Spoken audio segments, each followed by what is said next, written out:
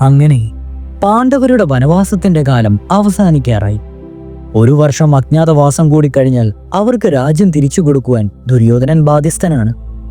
എന്നാൽ അവൻ അതിന് സന്നദ്ധനാവുകയുമില്ല. അതെല്ലാവർക്കും അറിയാം. അപ്പോൾ യുദ്ധം അനിവാര്യമായി തീരും. ഇരുഭാഗത്തും പേരുകേട്ട അനേകം പേർ യോദ്ധാക്കളായിട്ടുണ്ടായിരിക്കും. കൗരവപക്ഷത്ത് കർണനാണ് ഏറ്റവും സമർത്ഥനായ വില്ലാളി. അവൻ അമൃതോത്ഭവമായ കവചത്തോടും ദിവ്യമായ കുണ്ടലങ്ങളോടും കൂടി ജനിച്ചവനാണ്. അതിശരീരത്തിൽ ഉള്ളിടത്തോളം കാലം അവൻ അജയ്യനായിരിക്കും. അർജുനന് പോലും അവനെ കൊല്ലുവാൻ കഴിയാതെയാവും. ഇതെല്ലാം ദേവന്മാർക്കും അറിയാം. അവർ ഇതേപ്പറ്റി ആലോചിച്ചു. പാണ്ഡവരോട് പൊതുവായും അർജുനനോട് പ്രത്യേകമായും വാത്സല്യമുള്ള ദേവേന്ദ്രനാണ് ഇക്കാര്യത്തിൽ കൂടുതൽ താല്പര്യം കാണിച്ചത്. കർണൻ പ്രസിദ്ധനായ ദാനശീലനാണ്. ഇതെല്ലാവർക്കും അറിയാം. ബ്രാഹ്മണൻ എന്ത് ചോദിച്ചാലും കർണൻ അത് കൊടുക്കും. ഇന്ദ്രൻ ബ്രാഹ്മണ വേഷത്തിൽ പോയി കർണനോട് അവന്റെ കവചകുണ്ടലങ്ങൾ യാചിക്കുവാൻ തീരുമാനിച്ചു. ഇത് ദേവന്മാരെല്ലാം അറിഞ്ഞു. സൂര്യദേവനും ഈ വിവരം മനസ്സിലാക്കി. തന്റെ പുത്രനായ കർണന്റെ ശരീരത്തിൽ നിന്ന് കവചകുണ്ടലങ്ങൾ ഒഴിഞ്ഞുപോയാൽ അതവന്റെ മരണത്തിന് കാരണമാകുമെന്ന് സൂര്യഭഗവാൻ അറിയാമായിരുന്നു. അതായത് അർജുനന് കവചകുണ്ടലങ്ങൾ ഇല്ലാത്ത കർണനെ നിഷ്പ്രയാസം വകവരുത്താം. ആകയാൽ കർണനെ സമീപിച്ച് കവചകുണ്ടലങ്ങൾ ഒരു കാരണവശാലും കൈവിടരുതെന്ന മുന്നറിയിപ്പ് കൊടുക്കുവാൻ സൂര്യഭഗവാൻ തീരുമാനിച്ചു. ഒരു ദിവസം പ്രഭാതത്തിനു മുമ്പ് കർണൻ ഉറക്കമുണർന്നപ്പോൾ തൻ്റെ മുറിയിൽ അതിതേജസ്വിയമായ ഒരു ബ്രാഹ്മണൻ നിൽക്കുന്നത് കണ്ടു. പരിഭ്രമത്തോടെ എഴുന്നേറ്റ കർണൻ ബ്രാഹ്മണനെ വന്ദിച്ചു. അദ്ദേഹം ആരാണെന്നും എന്തിനാണ് വന്നതെന്നും തിരക്കി. ബ്രാഹ്മണൻ പറഞ്ഞു, ഞാൻ മാർത്താണ്ഡ ദേവനാണ്. ഇന്ദ്രൻ ബ്രാഹ്മണ വേഷത്തിൽ വന്ന് നിന്റെ കവചകുണ്ടലങ്ങൾ യാചിക്കും. നീ ഈ കവചകുണ്ടലങ്ങൾ നിന്റെ ശരീരത്തുള്ളിടത്തോളം കാലം നിന്നെ ആർക്കും വധിക്കുവാൻ കഴിയുകയില്ല എന്നോർക്കണം. അതുകൊണ്ട് നീ അത് കൊടുക്കരുത്. ഇതറിയിക്കുവാൻ ഞാൻ വന്നതാണ്. ഭാസ്കരദേവൻ പറഞ്ഞതൊക്കെ കർണൻ കേട്ടെങ്കിലും ബ്രാഹ്മണൻ അത് യാചിച്ചാൽ കൊടുക്കാതിരിക്കുവാൻ സാധ്യമല്ലെന്നായിരുന്നു കർണന്റെ പ്രതികരണം. ആദിത്യ ഭഗവാൻ കർണനോട് കവചകുണ്ടലങ്ങളെ രക്ഷിക്കേണ്ടതിന്റെ ആവശ്യം വീണ്ടും വീണ്ടും പറഞ്ഞിട്ട് അപ്രത്യക്ഷനായി. കർണൻ ദിവസവും മധ്യാഹ്നത്തിൽ ആദിത്യനെ പൂജിക്കും. പൂജ കഴിഞ്ഞു വരുമ്പോൾ ആരെന്ത് ചോദിച്ചാലും അദ്ദേഹം അത് കൊടുക്കും. ഒരു ദിവസം ആദിത്യ പൂജ കഴിഞ്ഞപ്പോൾ ഇന്ദ്രൻ ഒരു ബ്രാഹ്മണന്റെ വേഷത്തിൽ കർണനെ സമീപിച്ചു. ബ്രാഹ്മണന്റെ ആവശ്യം എന്താണെന്ന് കർണൻ അന്വേഷിച്ചു. എന്താണെങ്കിലും നൽകാമെന്ന് പറഞ്ഞു.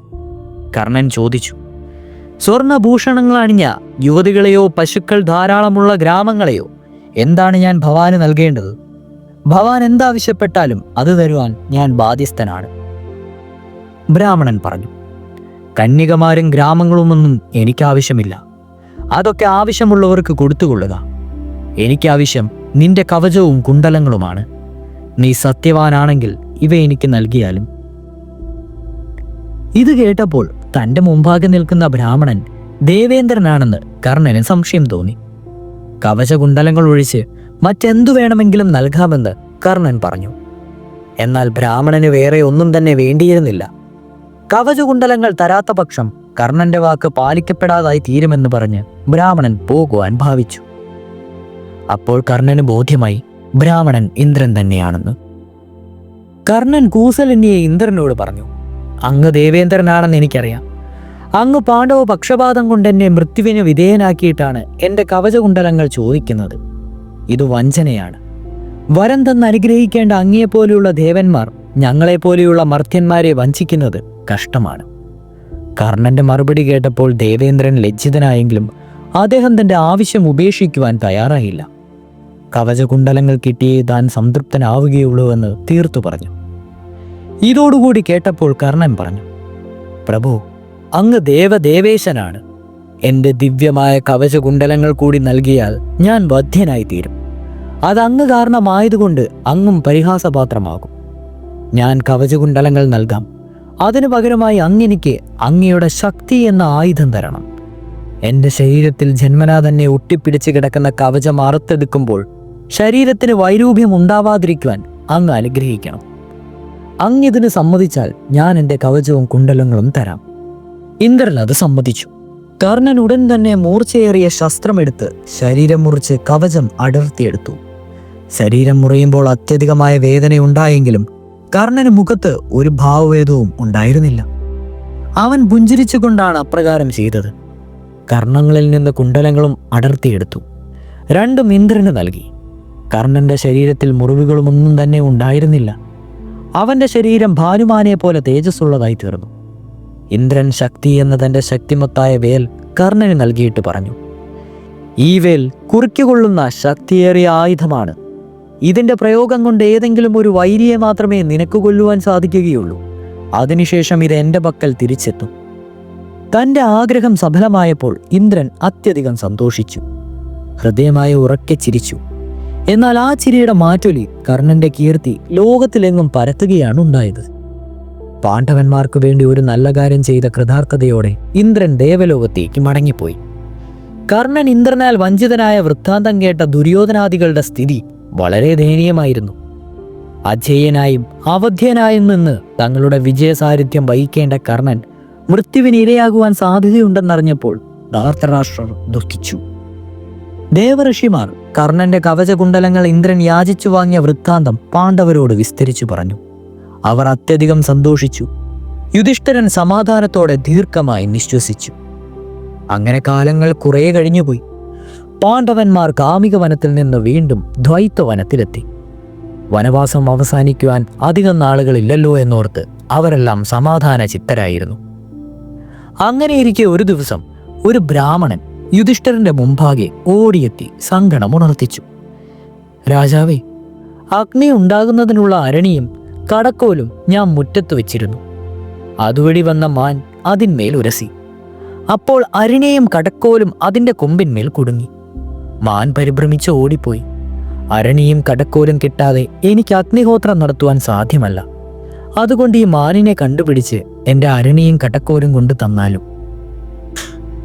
ബ്രാഹ്മണന്റെ വിഷാദം കണ്ട് മനസ്സലിഞ്ഞ യുധിഷ്ഠിരൻ മാനിനെ തേടി പുറപ്പെട്ടു.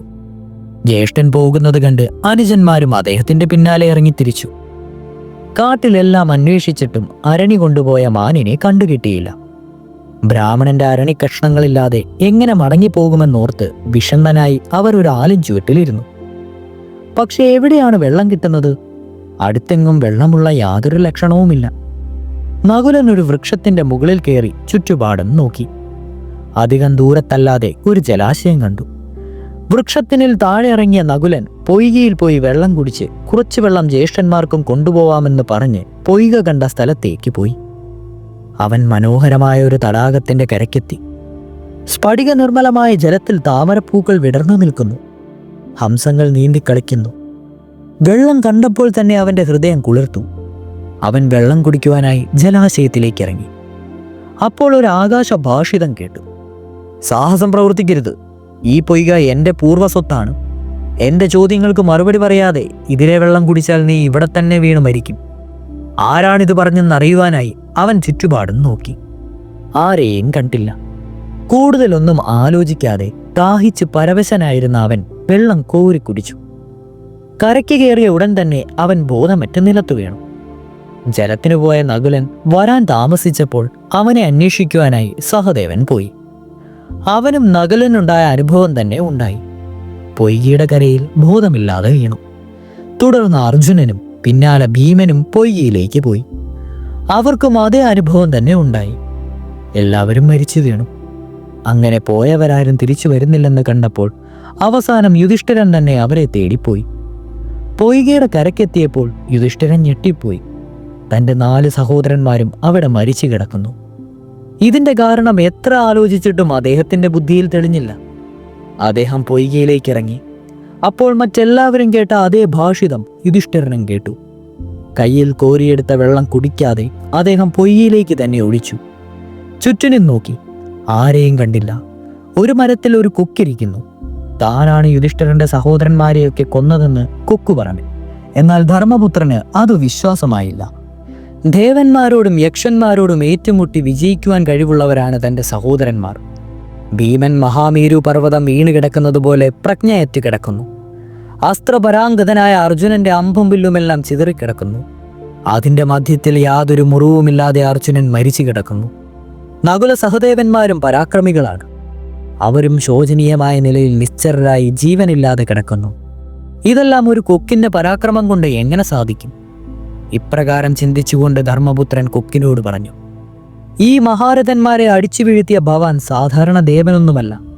എന്ത് കാര്യത്തിനാണ് അങ്ങ് ഈ സാഹസം ചെയ്തത്? എൻ്റെ ഹൃദയം വെന്ത് നീറുന്നു. ഭവാൻ ആരാണെന്ന് പറഞ്ഞാൽ. ഉടനെ അവിടുന്ന് ഒരു മറുപടി കേട്ടു. നിന്റെ ഊഹം ശരിയാണ്, ഞാനൊരു യക്ഷനാണ്. ഇത്രയും പറഞ്ഞുകൊണ്ട് കൊക്ക് തൻ്റെ ആകൃതി മാറ്റി. മഹാകായകനായ ഒരു യക്ഷനെ യുധിഷ്ഠിരൻ തൻ്റെ മുന്നിൽ കണ്ടു. പർവ്വതം പോലെ വലിപ്പമുള്ള അവനിൽ നിന്ന് ഉജ്ജ്വലിച്ച സൂര്യ തേജസ് പോലെയുള്ള പ്രകാശം അവിടമാകെ പരന്നു. ധർമ്മപുത്രൻ ഇത് കണ്ട് അമ്പരന്ന് നിന്നു. യക്ഷൻ പറഞ്ഞു, എൻ്റെ നിർദ്ദേശത്തിന് വിപരീതമായി ജലപാനം ചെയ്തതുകൊണ്ടാണ് ഞാൻ നിന്റെ സഹോദരന്മാരെ കൊന്നത്. അപ്രകാരം നീ പ്രവർത്തിച്ചാൽ നിന്നെയും ഞാൻ കൊല്ലും. എൻ്റെ ചോദ്യങ്ങൾക്ക് ശരിയായ ഉത്തരം നൽകിയാൽ നിനക്ക് ഈ പൊയ്കയിൽ നിന്നും വെള്ളം കുടിക്കാം. ശരി, എൻ്റെ കഴിവിനൊത്ത് ഞാൻ മറുപടി പറയാം. എന്തൊക്കെയാണ് നിന്റെ ചോദ്യങ്ങൾ? യുധിഷ്ഠിരൻ യക്ഷനോട് ചോദിച്ചു. യക്ഷൻ ചോദിച്ചു, ആദിത്യനെ ഏന്തുന്നത് ആരാണ്? അവൻ്റെ അനുചരന്മാർ ആരാണ്? ആരാണ് അസ്തമിപ്പിക്കുന്നത്? എന്തിനു മേലാണ് സൂര്യൻ്റെ നിലനിൽപ്പ്? യുധിഷ്ഠിരൻ മറുപടി പറഞ്ഞു, ആദിത്യനെ ഏന്തുന്നത് ബ്രാഹ്മണനാണ്. ദേവന്മാരാണ് അനുചരന്മാർ. അസ്തമിപ്പിക്കുന്നത് ധർമ്മമാണ്. സത്യത്തിന്മേലാണ് സൂര്യൻ്റെ നിലനിൽപ്പ്. യക്ഷൻ വീണ്ടും ചോദിച്ചു, ആപത്തിൽ മനുഷ്യരെ രക്ഷിക്കുന്നത് ആരാണ്? യുധിഷ്ഠിരൻ മറുപടി പറഞ്ഞു, അവൻ്റെ ധൈര്യം. യക്ഷൻ ചോദിച്ചു, ഭൂമിയേക്കാൾ ക്ഷമയും ത്യാഗവുമുള്ളത് ആർക്കാണ്? ആകാശത്തേക്കാൾ ഉയർന്നത് എന്താണ്? കാറ്റിനേക്കാൾ വേഗം കൂടിയത് എന്തിനാണ്? പുല്ലിനേക്കാളും അധികമായി എണ്ണമുള്ളത് എന്താണ്? യുധിഷ്ഠിരൻ മറുപടി പറഞ്ഞു, ഭൂമിയേക്കാൾ ക്ഷമയും ത്യാഗവുമുള്ളത് അമ്മയ്ക്കാണ്. ആകാശത്തേക്കാൾ ഉയർന്നത് അച്ഛനാണ്. കാറ്റിനേക്കാൾ വേഗം കൂടിയത് മനസ്സാണ്. പുല്ലിനേക്കാൾ അധികമായി എണ്ണമുള്ളത് ചിന്തയ്ക്കാണ്. യക്ഷൻ ചോദിച്ചു, ലോകത്തിൽ ഏറ്റവും വലിയ പാപി ആരാണ്? ഏറ്റവും വലിയ ഭാഗ്യവാൻ ആരാണ്? ഏറ്റവും വലിയ ധനികൻ ആരാണ്? മനുഷ്യന്റെ ഏറ്റവും വലിയ ശത്രുക്കൾ ആരാണ്? യുധിഷ്ഠിരൻ പറഞ്ഞു, ആത്മവഞ്ചന ചെയ്യുന്നവനാണ് ഏറ്റവും വലിയ പാപി. ഉത്തമയായ ഭാര്യയുള്ളവൻ ഏറ്റവും വലിയ ഭാഗ്യവാനാകുന്നു. ധനത്തിനൊട്ടും ആശയില്ലാത്തവനാണ് ഏറ്റവും വലിയ ധനവാൻ. രാഗദ്വേഷ ചിന്തകളാണ് മനുഷ്യന്റെ ഏറ്റവും വലിയ ശത്രു. യക്ഷൻ ചോദിച്ചു, ഏറ്റവും വലിയ സ്നേഹിതൻ ആരാണ്? മരണാനന്തര യാത്രയിൽ ഒരുവന് ആശ്വാസം ലഭിക്കുന്ന തണൽ എന്താണ്? യുധിഷ്ഠിരൻ മറുപടി പറഞ്ഞു, ഒരുവന്റെ അറിവാണ് അവന്റെ ഏറ്റവും വലിയ സ്നേഹിതൻ. മരണാനന്തര യാത്രയിൽ ആശ്വാസം ലഭിക്കുന്നത് അവന്റെ ധർമ്മപ്രവർത്തനങ്ങളാണ്.